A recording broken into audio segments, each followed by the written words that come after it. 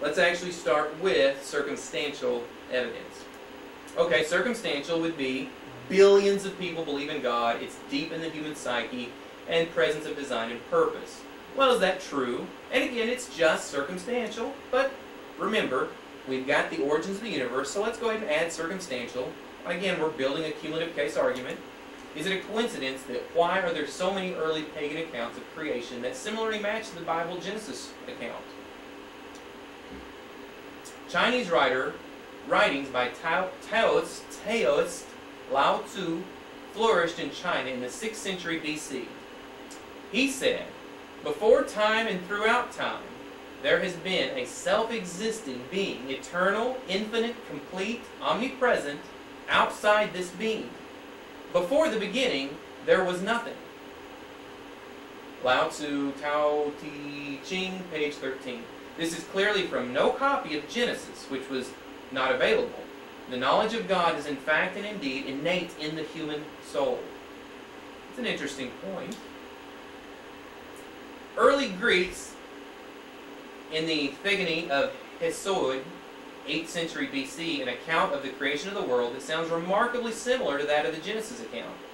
First of all, the void came into being, next earth, out of the void came darkness, and out of the night came light and day. Page 15. The famous philosopher Plato sought to refine Hesiod's concept of creation based off of philosophy. Let us therefore state the reason why the framer of the universe of change framed it at all. He was good, and what is good has no particle of envy in it. Being therefore without envy, he wished all things to be like himself as much as possible. This is as valid a principle for the origin of the world of change as we shall discover from the wisdom of men. From Plato, page 42, Talmius and Critias. Okay, you might say, well, so what? Well, the value of this lies in the fact that this knowledge existed and still exists quite independently of Genesis amidst cultures that were and are entirely antagonistic towards the concept of one God, the creator of all things.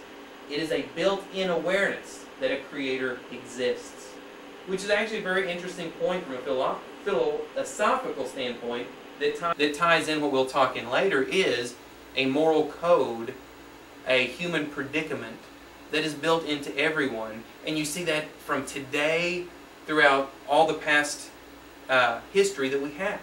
Coincidence? I don't know. So mark that down as another point to ponder. Next is anthropic principle. Okay, now looking at the anthropic principle. Factors that contribute to and sustain human life on a planet. Okay, well what does that basically mean? Well, it's basically meaning that we have so many